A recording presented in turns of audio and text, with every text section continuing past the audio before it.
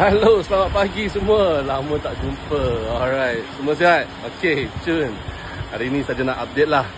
Hari ni dah lama, dah 3 minggu kemarau, panas gila. Sekarang tiba-tiba bam, hujan geng. Hujan. Dan saya nak bagi tahu ni plot B, pokok plot B ni first time kena hujan.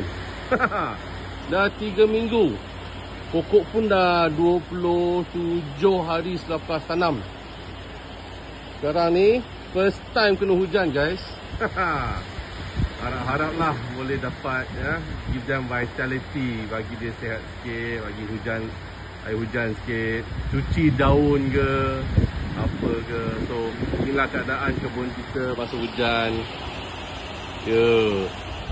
Alright, saja nak share hujan. Lepas hujan kena check lah pH dia, takut dia punya air hujan berasid kan.